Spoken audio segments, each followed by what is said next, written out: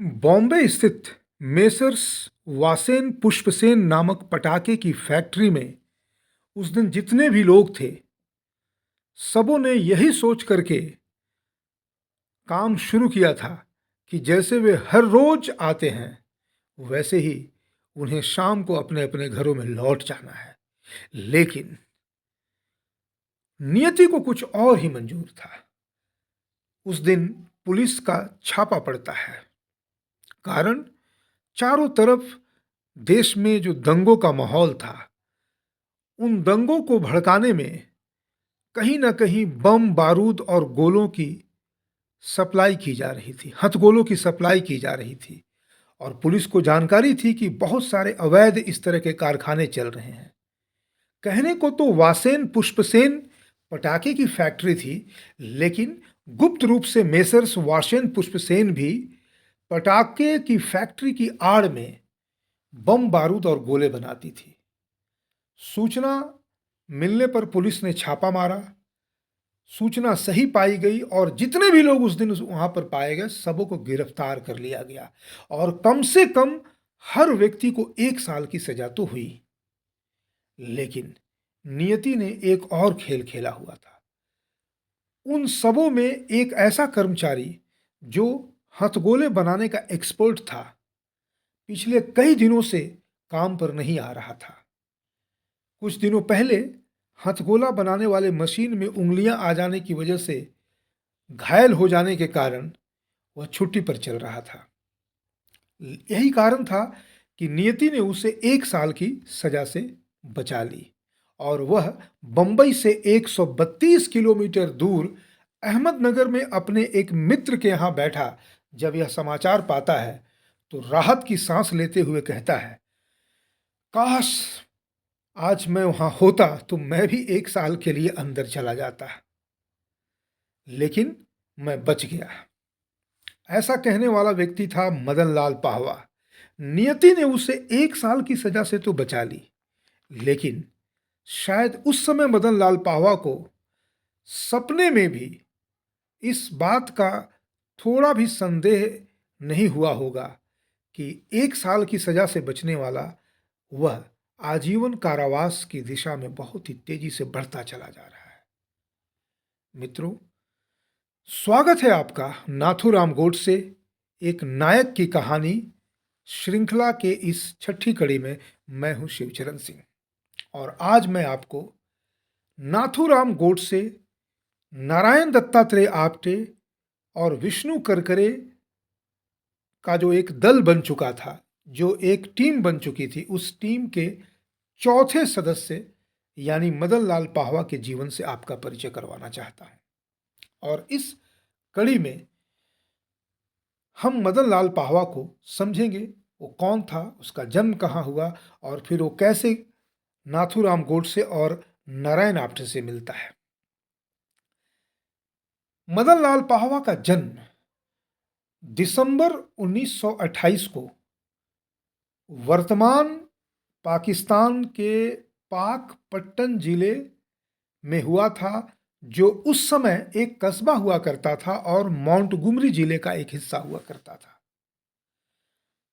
जिस दिन मदन लाल पाहवा का जन्म हुआ था, उस दिन उसके पिता कश्मीरी लाल पाहवा किसी दूसरे शहर में काम कर रहे होते हैं। वहां उनके पिता यानी मदन लाल पाहवा के दादा ने उन्हें तार दे करके इस बात की सूचना दी कि उनके घर में एक लड़के का जन्म हुआ है। कश्मीरी लाल पाहवा बहुत खुश होते हैं और तुरंत ही अपने घर की तरफ चल देते हैं। कश्मीरी लाल पाहवा का ज्योतिष पर, फलित ज्योतिष पर अटूट विश्वास था। उन्होंने घर आते ही सबसे पहले ज्योतिषियों और पंडितों को बुला करके नवजात शिशु के भविष्य यानी उसकी जन्म कुंडली के आधार पर उसके जीवन के विषय में भविष्यवाणी जानना चाहा। तब उन पंडितों और ज्योतिषियों ने बताया कि आपके यहाँ जिस पुत्र ने जन्म लिया है, एक दिन ऐसा आएगा जब इसे पूरा देश इसके नाम को जानेगा। कश्मीरी लाल शाह को ऐसा लगा कि उनका पुत्र पढ़ लिख करके कोई बहुत बड़ा ओहदा प्राप्त करेगा, और इसलिए उन्होंने उसी समय से कुछ ऐसे सपने संजोए अपने मन में कि वे मदन लाल को आगे जा कर के बहुत पढ़ाएंगे, या तो डॉक्टर बनाएंगे या फिर इंजीनियर बनाएंगे। उन्होंने उन्हीं ज्योतिषियों के कहने पर मदन लाल का नाम मदन लाल रखा। उन्होंने कहा था कि म से इसका नाम रखा जाए, तो उन्होंने मदन लाल इसका नाम रखा। लेकिन मदन लाल के जन्म के 1.5 महीने भी नहीं हुए थे कि कश्मीरी लाल पाहवा के घर में एक दुर्भाग्य ने दस्तक दिया। यानी मदन लाल पाहवा को जन्म देने वाली माँ उसके जन्म के 40वें दिन ही चल बसती है। ठंड लग जाने की वजह से वो मर जाती है, उसका देहांत हो जाता है। वो बालक जो अभी दूध पी रहा होता है, अपनी माता को खोकर धीरे धीरे करके उसके अंदर जो है एक हठीपना, एक गुस्सैल स्वभाव, और कहीं ना कहीं तुरंत तुरंत बात में आवेश में आ जाने वाला बालक के रूप में वो धीरे धीरे बड़ा होने लगता है। जो भी हो, वह पाकपट्टन में रहते हुए मैट्रिकुलेशन की परीक्षा पास कर लेता है। लेकिन अचानक एक दिन 1945 में वो घर से भाग जाता है। कश्मीरी लाल बहुत परेशान होते हैं। पूरे पंजाब में जहाँ जहाँ भी उनके कोई संबंधी थे, सगे थे, सब जगह उन्होंने मदन लाल पाहवा के लिए खोज खबर के लिए लोगों से संपर्क किया, लेकिन अंततः वो निराश होकर के अपने अपने आप इस भाग्य को लेकर के, उनका चूंकि विश्वास था ज्योतिष में कि कहीं ना कहीं मदन लाल पाहवा कहीं भी हो, एक ना एक दिन तो वो उससे जरूर मिलेंगे, क्योंकि पूरे देश को अभी उसे जानना है। इसी आश्वस्ति में थे। तभी लगभग घर छोड़ने के 5 या 6 महीने के बाद मदन लाल पाहवा एक पत्र लिख करके अपने पिता को बताता है कि वह बॉम्बे चला गया है और उसने इंडियन नेवी ज्वाइन कर लिया है। बात दरअसल ये है कि जैसे नारायण आप्टे ने शॉर्ट पीरियड के लिए सेकेंड वर्ल्ड वार के दौरान इंडियन एयरफोर्स ज्वाइन किया था, ठीक उसी तरह से मदन लाल पाहवा ने इंडियन नेवी ज्वाइन किया था एज वायरलेस ऑपरेटर। लगभग साल भर भी काम नहीं किया होगा तब तक, जब वर्ल्ड वार खत्म हो चुका होता है, सेकेंड वर्ल्ड वार, तब मदन लाल पाहवा एक तो स्वतः ही उसकी नौकरी खत्म होती है, और इसके पहले कि उसे नौकरी छोड़नी पड़े, वह वॉलेंट्री रिटायरमेंट लेकर के वापस पाकपट्टन चला आता है। और इस बार जब वो आता है तो फिर उसने देश भर में जो कुछ देखा था, जो भी राजनीति समझी थी, उसके परिणाम स्वरूप वह आकर के अपने क्षेत्र में राष्ट्रीय स्वयंसेवक संघ ज्वाइन कर लेता है। हिंदू राष्ट्र को लेकर के उसके मन में जो भावनाएं थी, उन भावनाओं को लेकर के वह स्थानीय स्तर पर बहुत सक्रिय हो जाता है। लेकिन वो पाकिस्तान का मुस्लिम बहुल क्षेत्र था, जहाँ प्रायः मुसलमानों से संघर्ष होते रहते थे। लेकिन एक तो नौजवान, दूसरा शरीर से भी पूरी तरह से फिट, और तीसरा गुस्सैल स्वभाव होने के कारण वह बहुत जल्दी आवेशित होकर के हिंसा पर उतर आता था। इन सभी चीज़ों को देखकर कश्मीरी लाल ने यही सोचा कि इसे किसी भी तरह से पाकपट्टन से दूर भेजना होगा। कश्मीरी लाल के एक मित्र थे जो संयोग से जवाहरलाल नेहरू के सेक्रेटरी हुआ करते थे उन दिनों। उनका नाम था तरलोक सिंह। कश्मीरी लाल ने अपने मित्र तरलोक सिंह से कहा कि वे चाहते हैं कि मदन लाल किसी तरह से पाकपट्टन क्षेत्र को छोड़ करके किसी दूसरे जगह पर बढ़िया नौकरी करे। यदि इसमें तरलोक सिंह कुछ मदद कर सकते हों तो बहुत अच्छा रहेगा। तरलोक सिंह ने जवाबी पत्र में कहा कि मैं एक अनुशंसा पत्र दे रहा हूं, और इस प्रकार यदि जैसा तुम बता रहे हो कि तुम्हारा लड़का जो है वो इंडियन नेवी में काम कर चुका है और बढ़िया शरीर का धनी है, तो उसे मैं assistant sub inspector of police की नौकरी के लिए सिफारिश कर दूंगा।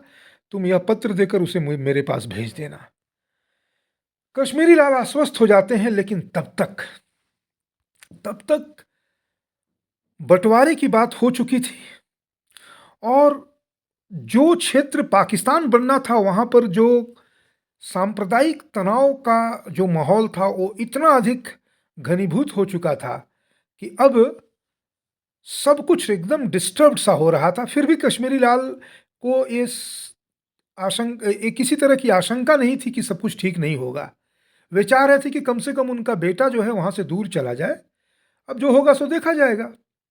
लेकिन इसी बीच जब वहाँ दंगे काफ़ी बढ़ने लगे और लोगों के मन में इस तरह की आशंका हो गई कि अब उन्हें इस जगह को छोड़ कर के ही जाना पड़ेगा, और इसी पूरी प्रक्रिया में कई महीने गुजर गए और उनका बेटा मदन लाल किसी भी कीमत पर वहाँ उस उन लोगों को छोड़कर जाने को तैयार नहीं हुआ। तब इसी बीच में जब वे लोग, और इसी बीच में बंटवारा भी हो चुका, यानी बंटवारे का दिन जो था 15 अगस्त 1947 वो भी हो चुका। ऐसे में अब वे सारे लोग जो वहाँ पर मुसलमानों के निशाने पर थे, अब इसी बात को लेकर के चिंतित थे कि कैसे कहाँ जाया जाए, इस सारी संपत्तियों का क्या किया जाए। जिन दिनों तनाव बहुत बढ़े हुए थे, उन दिनों कश्मीरी लाल, मदन लाल और बाकी के जितने भी रिलेटिव्स थे, वे लोग पाकपट्टन से दूर लाहौर और कराची के बीच में उकरना नामक स्थान पर अपने एक संबंधी, यानी मदन लाल अपने बुआ के यहाँ, बुआ या किसी और संबंधी के यहाँ वे लोग ठहरे हुए थे। और तनाव इतना बढ़ा हुआ था कि उन्हें छुप छुपा करके रहना पड़ रहा था। वही मदन लाल जो कुछ दिनों पहले तक वहाँ पर सामाजिक और राजनीतिक रूप से काफ़ी सक्रिय था, आज उसे ऐसा महसूस हो रहा था कि उन्हें दब करके छुप करके रहना पड़ रहा है, क्योंकि ये मुसलमान काफ़ी हिंसक हो गए थे। ऑर्गेनाइज्ड रूप से सिर्फ मुसलमान ही हिंसक नहीं हुए थे, मुसलमान की हिंसा का समर्थन के लिए वहाँ की जो पाकिस्तानी पुलिस थी वो उनके साथ साथ उनके हर कदम पर उनके साथ चल रही थी। और मदन लाल बहुत ही बेचारा, बहुत ही विवश और मजबूर अनुभव करते हुए सिर्फ और सिर्फ मन में एक एक टीस लेकर के वो अ, अपने जज्बात को दबा लेता था। तभी मदन लाल पाहवा और उनके परिवार के बाकी लोगों ने निर्णय किया कि उन्हें अब किस तरह से छुप छुपा करके और हर दिन को एक इस तरह से बिताना कि चलो आज बच गए, आज बच गए। इससे बेहतर है कि वे लोग भी कोई व्यवस्था करके वहाँ से निकल लें। और फिर तय हुआ कि वे लोग 20 अगस्त 1947 को वहाँ से चलेंगे। लेकिन जब वो चलने को हुए, उन्होंने एक ट्रक की व्यवस्था कर ली और उसमें कम से कम 20, 25, 30 लोग उसमें सवार भी हो गए। घर के सारे सामान को भी, जितना कीमती सामान था, रख भी लिया। तब एक सबसे बड़ी समस्या आ गई थी कि कश्मीरी लाल पाहवा, मदन लाल पाहवा के पिता, उनका मानना था कि वे ज्योतिष की गणना या ज्योतिषियों के कहे बताए अनुसार ही वे चलते हैं, और उसके अनुसार उनको 20 अगस्त को उनके लिए किसी तरह का ऐसा मुहूर्त नहीं निकल रहा था कि उन्हें अपने मूल स्थान को छोड़ना चाहिए। तो उन्होंने कहा कि तुम लोग जाओ, मैं अपने मुहूर्त के अनुसार आऊँगा। तो फिर सब लोगों ने चुप्पी साध ली। और हुआ यह कि जब 20 अगस्त को सब लोग चले गए, तो कश्मीरी लाल अकेले बच गए और फिर वो ज्योतिष के मुहूर्त के अनुसार 23 अगस्त को चलते हैं। लेकिन इस बीच में जब ट्रक लेकर के मदन लाल पाहवा और उनके परिवार के लोग पहुंचते हैं, इस बीच में जगह जगह पर मार काट वगैरह जो मची वो तो मची ही। और अलग अलग जगहों से इनके परिवार के अलग अलग लोग जो पहुंच रहे थे, उसमें से 20 से अधिक लोग तो मारे गए थे। बचे कुचे लोग जब ये बॉर्डर पे पहुंचते हैं, फाजिल्का बॉर्डर पे, तो वहां पर जो पाकिस्तानी पुलिस है इनको ट्रक से उतारती है, इनका सारा सामान छीन लेती है। यहाँ तक कि इनके जेबों में जो जो कुछ भी इन्होंने शरीर पे पहने होते हैं या जेब में जो इक्का दुक्का पैसे होते हैं, सब छीन लेते हैं। और मदन लाल पाहवा जो एक अभिमानी युवक था, एक बचपन से ही वो एक अकड़ वाला युवक था, वो बहुत हठी युवक था। उसे लगता है कि उसे नंगा करके भेज दिया गया। उसके मन में इतना आवेश आता है कि उसका बस चले तो ये सारे मुसलमानों को उस दिन मार दे। जो भी वह दिल्ली चला आता है, दिल्ली आने के बाद उसे सबसे अधिक चिंता इस बात की होती है कि जब वे लोग इतनी संख्या में साथ चले थे, तब तो उनके साथ इतना अधिक दुर्व्यवहार हुआ, पुलिस ने सब कुछ छीन छान लिया। उसके पिता तो अकेले चले होंगे, ना जाने उनका क्या होगा। फिर वो अपने पिता की चिंता में इधर-उधर भटकता रहता है। तब उसे मालूम चलता है कि उसके पिता फिरोजपुर आर्मी हॉस्पिटल में भर्ती हैं, क्योंकि उन्हें पाकिस्तान से यहाँ आने के क्रम में मुसलमानों ने घायल कर दिया था। किसी तरह से जान बच गई, क्योंकि उन्होंने उन लोगों ने कश्मीरी लाल को मरा समझ करके ही छोड़ दिया था। अपने पिता से जब वो मिलने जाता है, तो फिर मुसलमानों के खिलाफ जो आवेश था मदन लाल के मन में, वो कई सौ गुना अधिक हो जाता है। लेकिन कश्मीरी लाल की चिंता अभी भी वही थी। वो घायल अवस्था में भी अपने पास उस पत्र को सुरक्षित रखे हुए थे जो जवाहरलाल नेहरू के सेक्रेटरी त्रिलोक सिंह ने उन्हें दिया था। और वो कहते हैं कि तुम जाओ और मेरे कहे अनुसार त्रिलोक सिंह से मिल करके assistant sub inspector of police की नौकरी ज्वाइन कर लो। लेकिन मदन लाल पाहवा साफ साफ मना कर देता है। और फिर वो जब आश्वस्त हो जाता है कि उसके पिता घायल हैं और ठीक ठाक हो जाएंगे, उन्हें अपने परिवार के अन्य सदस्यों की हिफाजत में छोड़ करके वहाँ से निकल जाता है। कुछ दिनों दिल्ली में रहने के बाद उसके मन की जो अशांति थी जब कम नहीं होती है, तब वो चला जाता है ग्वालियर। और ग्वालियर में जा करके मिलता है डॉक्टर दत्तात्रेय परचूरे, जो एक प्राकृतिक और होम्योपैथ चिकित्सक थे। डॉक्टर परचूरे से मिलने के बाद मदन लाल पाहवा के मन में, घायल मन में थोड़ा मरहम लगता है कि चलो ये व्यक्ति मेरी बात समझता है। डॉक्टर परचूरे सिर्फ डॉक्टर ही नहीं थे, वे एक हिंदू नेता भी थे। उन्होंने हिंदू युवकों का एक दल बनाया था जिसमें सैकड़ों युवक थे जो देश के विभाजन के खिलाफ तो थे ही थे। विभाजन हो जाने के बाद उनके मन में जो आवेश था, जिन लोगों की वजह से ये हुआ था, उनके खिलाफ उनका गुस्सा फूट रहा था। इसी बीच जब मदन लाल पाहवा उनसे मिलते हैं, तो फिर तो डॉक्टर परचूरे कहते हैं कि तुम आओ, हमारे यहाँ रहो, और जो कुछ भी बन पड़ेगा मैं तुम्हारी सहायता करूँगा, और तुम्हें पूरा अधिकार है कि तुम्हारे ऊपर जो जुल्म हुए हैं उसका तुम बदला लो। फिर ग्वालियर में रहते हुए मदन लाल पाहवा अन्य लोगों के साथ मिल करके जहाँ जहाँ भी ऐसी कोई जानकारी मिलती कि कोई मुसलमान जो है वो देश छोड़ करके यहाँ से पाकिस्तान जाना चाहता है, तो वे उनके साथ उसी तरह का बर्ताव करना करना चाहते या करते जैसा उनके साथ पाकिस्तान से हिंदू भारत आने के क्रम में हुआ था। लेकिन जैसे ही डॉक्टर परचूरे की गतिविधियों की खबर गांधी को होती है दिल्ली में, नेहरू को होती है, और जब दिल्ली का दबाव होता है, तो ग्वालियर के राजा को डॉक्टर परचूरे से कहना पड़ता है कि वे अपनी गतिविधियों को बंद कर दें। इस प्रकार मदन लाल पाहवा वहाँ से ग्वालियर छोड़ करके बॉम्बे चला आता है। बॉम्बे के चेंबूर स्थित शरणार्थी शिविर में वो रहने लगता है। शरणार्थी शिविर में जो कुछ भी मिलता, जैसे भी मिलता, लेकिन वह उससे संतुष्ट नहीं था। वह डेली कहीं ना कहीं किसी ना किसी काम के सिलसिले में निकल पड़ता है। उसके एक अन्य शरणार्थी साथी ने उसकी मुलाकात दादर स्थित डॉक्टर जगदीश चंद्र जैन से करवाई, जो रुइया कॉलेज बॉम्बे में हिंदी के प्राध्यापक थे। डॉक्टर जैन ने मदन लाल पाहवा से कहा कि देखो, मैं तुम्हें कोई नौकरी तो नहीं दे सकता, लेकिन हाँ, मैं किताबें लिखता हूँ। यदि तुम चाहो तो मेरी किताबों को घर घर ले जा करके बेचो, और जो भी उससे आमदनी होगी उसका 25% मैं तुम्हें दूंगा। इस प्रकार मदन लाल पाहवा धीरे धीरे करके उनकी किताबों को ले करके जगह जगह पर घूमता, लोगों से मिलता और उस किताबों को बेचता। इसी बीच में उसकी मुलाकात एक किसी मिसेस मोदक से होती है, जो शरणार्थियों के लिए काम कर रही होती है। किताब बेचने के क्रम में ही उसे बम्बई के बहुत सारे लोगों से मुलाकात होती है। उसी में एक ऐसा परिवार होता है जो कहने को तो वैष्णव परिवार है, और जिनका कार्य मूलतः धार्मिक गतिविधियों से जुड़ा होता है, कर्मकांड से जुड़ा होता है। लेकिन उस परिवार में जो दो भाई होते हैं, दीक्षित जी, और उनके जो बड़े भाई होते हैं दादा दीक्षित, वे दोनों विभाजन से इतने दुखी थे कि वे चाहते थे कि किसी तरह से इस विभाजन को फिर से निरस्त करके जितने भी लोग वहाँ पर इसके लिए रिस्पॉन्सिबल हैं उन्हें ख़त्म कर दिया जाए। इस तरह के विचार रखते थे, लेकिन स्वयं नहीं कर पाते। तो वे चाहते थे कि वैसे लोग अगर जो करना चाहें तो उनकी सहायता करते थे।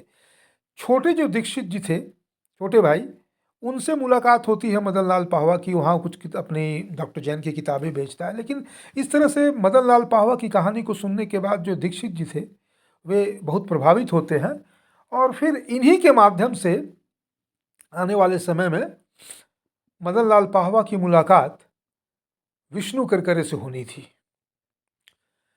इस बीच में मिसेस मोदक जो हैं, वो मदन लाल पाहवा को कहती हैं कि यदि वो कोई काम नहीं कर रहा हो, तो वो चाहेंगे कि उसे वो अपना पर्सनल सेक्रेटरी बना ले, क्योंकि वो एक नाट्य मंडली बनाना चाहती हैं, जो शरणार्थियों के मनोरंजन वगैरह के लिए काम करेगा। इस बीच में डॉक्टर जैन की किताब से तो उतनी आमदनी होती नहीं थी, शरणार्थी होने के नाते ऐसे भी जीवन बहुत ही मुश्किलों में बीत रहा था। तब मदन लाल पाहवा ने एक ऐसे ही अपने साथियों की मदद से मेसर्स वासेन पुष्पसेन में एक पटाखे की फैक्ट्री में काम शुरू कर दिया था, और उसे मालूम चल गया कि इस पटाखे की फैक्ट्री के मुखौटे के पीछे दरअसल हथगोले, बम और बारूद बनाने का काम होता है। और चूंकि मदन लाल पाहवा का बैकग्राउंड आर्मी का था, तो फिर वासन पुष्पसेन के मालिकों ने मदन लाल पाहवा को हथगोले बनाने का काम दिया। और इसी क्रम में मदन लाल के की उंगलियां एक दिन एक मशीन के गराते में फंस गई थी, और वो जख्मी हो गया और छुट्टी पे चला गया। और इसी बीच में पुलिस के छापा पड़ने से ये फैक्ट्री बंद ही नहीं हो गई, सारे लोग गिरफ्तार भी हो गए।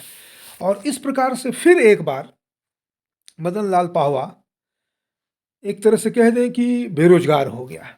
लेकिन इस बार हुआ ऐसा कि उन्हीं दिनों चूंकि विष्णु करकरे अहमदनगर में काफ़ी सक्रिय थे, वे हिंदू शरणार्थियों के लिए तो काम करते ही थे, लेकिन जो नाथूराम गोडसे, नारायण आप्टे की पीड़ा थी, विभाजन को लेकर के कांग्रेस के खिलाफ पीड़ा थी, वही पीड़ा थी विष्णु करकरे की। ये लोग चाहते थे कि जो कोई भी देश के विभाजन के लिए रिस्पॉन्सिबल हो, उसके खिलाफ काम हो, और उससे पहले देश के विभाजन को निरस्त किया जाए, और उसके लिए जो कुछ भी बन पड़ेगा वे करते थे। तो जहां एक तरफ नारायण आप्टे हथियारों का संग्रह करना चाहते थे, वहीं दूसरी तरफ विष्णु करकरे भी वही करना चाहते थे। फिर जो वैष्णव परिवार था दीक्षित जी का, उनके माध्यम से विष्णु करकरे का परिचय होता है मदन लाल पाहवा से, और मिलते ही लोगों को लगता है कि जैसे ये लोग बहुत लंबे समय के मित्र हैं। और जब मदन लाल पाहवा की उंगलियों में चोट थी, यानी कट गया था, तब विष्णु करकरे ने कहा कि अब तुम ऐसे क्या करोगे यहाँ रह करके, चलो मेरे साथ अहमदनगर। शुरू में थोड़ा अनिच्छुक सा रहने वाला मदन लाल विष्णु करकरे के दबाव में अहमदनगर जाने को तैयार हो जाता है, लेकिन जाते जाते वो अपने साथ एक पेटी बम हथगोले लिए जाता है। और वहाँ ले जाने के बाद विष्णु करकरे और मदन लाल पाहवा ने एक चालाकी ये की थी कि उस बम की पेटी को डेक्कन गेस्ट हाउस, जिसके मालिक थे विष्णु करकरे, वहाँ नहीं रख करके अपने मैनेजर के यहाँ रखवा दिया था उसे। अहमदनगर पहुँचने के बाद मदन लाल पाहवा ने पहले तो वो तो रहता तो उसी उन्हीं के विष्णु करकरे के साथ ही था, लेकिन विष्णु करकरे ने उसके लिए वहाँ पर फलों की एक दुकान खोल दी। और इसके बाद इन लोगों ने वहाँ अहमदनगर में भी शरणार्थियों की बहुत बड़ी संख्या थी। शरणार्थियों के लिए विष्णु करकरे तो काम कर ही रहे थे, अब उन्हें एक बहुत अच्छा मित्र मिल गया था, जो उनके हाथ कामों में हाथ बटाता था। लेकिन मदन लाल पाहवा केवल हाथ बटाने वाले व्यक्ति नहीं थे, उन्हें हर उस व्यक्ति से शिकायत थी जो गांधी के तर्ज पर हिंदू मुस्लिम एकता की बात करता था, और मुसलमानों से तो खास ही शिकायत थी। इसलिए मुसलमानों को लेकर के एक अपने रोष के कारण हर दिन कोई ना कोई हंगामा होता ही रहता था मदन लाल पाहवा और मुसलमानों के बीच में। फल की दुकान चलती रही, और इस तरह से मदन लाल पाहवा का वहाँ मन लग गया। लेकिन ऐसा करते करते ये दिन लगभग लगभग दिसंबर 1947 का पहुँच गया था।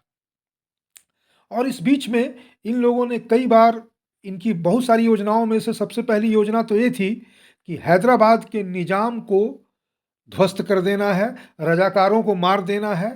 और इसके लिए अपने छोटे स्तर पर ही सही, ये लोग चूँकि अहमदनगर हैदराबाद निज़ाम का के क्षेत्र में लगभग लगभग आता था, यानी वो बॉर्डर करता था, तो वहाँ वो बार बार उसके ऊपर अटैक की प्लानिंग होती थी। उस क्रम में हथियारों का एक संग्रह भी हुआ करता था, और बीच बीच में मुसलमानों के खिलाफ भी उसका इस्तेमाल होता। और फिर एक दिन ऐसा भी हुआ, लगभग 5 जनवरी 1947 की बात है, कोई राव साहब पटवर्धन करके कोई स्थानीय कांग्रेस का नेता था, जो मुसलमानों और हिंदुओं के बीच में सांप्रदायिक सौहार्द के नाम पर कुछ नौटंकी कर रहा था।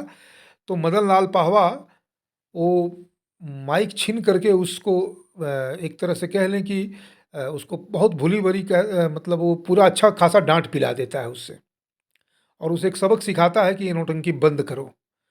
और इस प्रकार से ये लोग पुलिस की नज़रों में आ जाते हैं और धीरे-धीरे जो 2-3 घटनाएँ घटी थी उस इलाके में, यानी कि कुछ बम इत्यादि जो कहीं प फोड़े गए थे कहीं-कहीं पे, कुछ वैसे लोगों के खिलाफ जो या गांधी का लाइन टो करते थे या फिर मुसलमानों के पक्ष में रहते थे।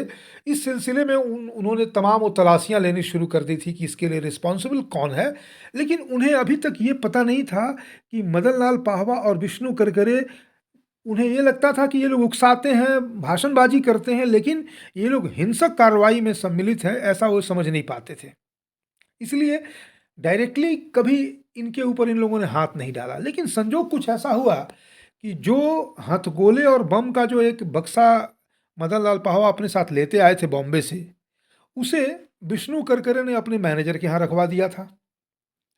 और संजोग से किसी और एक कांड में अहमदनगर पुलिस को किसी मर्डर केस में छानबीन और तलाशी लेनी थी। उसी क्रम में उन्होंने विष्णु करकरे के मैनेजर के यहाँ पर छापा मारा था तलाशी लेने के लिए। तलाशी में जिस चीज़ को ढूंढ रहे थे वो तो नहीं मिला। मिला ये बम बारूद का बक्सा। और इसके बाद जो है मैनेजर ने कहा कि ये मेरा नहीं है, ये तो मेरे मालिक विष्णु करकरे का है। इसके बाद पुलिस ने डेक्कन गेस्ट हाउस पे छापा मारा, वहाँ कुछ नहीं मिला। लेकिन पुलिस के रडार पर मदन लाल पाहवा और विष्णु करकरे आ चुके थे। अब परिणाम क्या निकला कि इन लोगों की गतिविधियों पर नज़र रखी जाने लगी और फिर धीरे-धीरे पुलिस को ये जानकारी हो गई कि ये लोग, यानी पुलिस का रडार अब पूरी तरह से इन पर केंद्रित हो गया कि भाई ये यही लोग रिस्पॉन्सिबल हैं। बीच में 2-3-4 जो कांड हुए हैं जिसमें बम इत्यादि फेंके गए हैं, और अब इनके लिए गिरफ्तारी का वारंट इशू होने वाला था। और वारंट इशू होने वाले दिन में ही, यानी लगभग 8, 9, 10 जनवरी 1948 को दोनों विष्णु करकरे और मदन लाल पाहवा वहाँ से चले आते हैं पूना। इसके पहले पूना में ये 14 या 15 दिसंबर 1947 को विष्णु करकरे मदन लाल पाहवा को लेकर के पूना पहले भी गए होते हैं, जहां मदन लाल पाहवा का परिचय होता है नाथूराम गोडसे और नारायण दत्तात्रेय आप्टे से। चारों मिलते हैं और चारों के बीच में विचार विनिमय होता है और फिर उन्हें लगता है कि ये चारों लगभग एक ही विचार के हैं।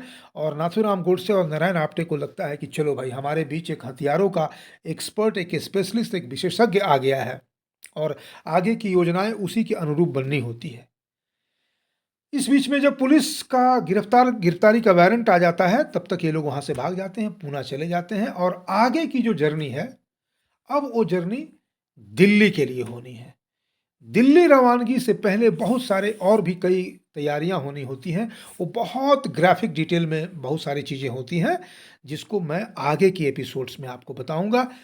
इस एपिसोड में मदन लाल पाहवा, चूँकि मदन लाल पाहवा का जीवन परिचय यहीं पर खत्म नहीं होता है, बहुत आगे जाएगा। लेकिन मैं जिस प्रकार से नाथूराम गोडसे के जीवन को पूना तक ला करके छोड़ चुका हूँ, नारायण आप्टे के बारे में डिस्कशन हम कर चुके हैं, विष्णु करकरे पे आज हम उनके चौथे साथी के बारे में डिस्कस कर रहे हैं। बाकी नाथूराम गोडसे के दल के बाकी 3 और लोग हैं, गोपाल गोडसे, दिगंबर बड़के और शंकर किस्टैया। इन तीनों की चर्चा हम आगे के किसी एपिसोड्स में करेंगे। लेकिन ठीक इसके अगले एपिसोड में हम दिल्ली जाने के पहले नारायण आप्टे, मदन लाल पाहवा, नाथूराम गोडसे और विष्णु करकरे, इन सबों का जो मिशन था, उस मिशन पर एक थोड़ी संक्षेप में चर्चा करेंगे। फिर आगे के एपिसोड्स में हम दिगंबर बड़के, शंकर किस्टैया, गोपाल गोडसे की चर्चा करते हुए जो दिल्ली का प्रस्थान है उसकी भूमिका कैसे बनती है, वहाँ जाएंगे। आज के लिए इस एपिसोड के लिए इतना ही। बहुत बहुत धन्यवाद।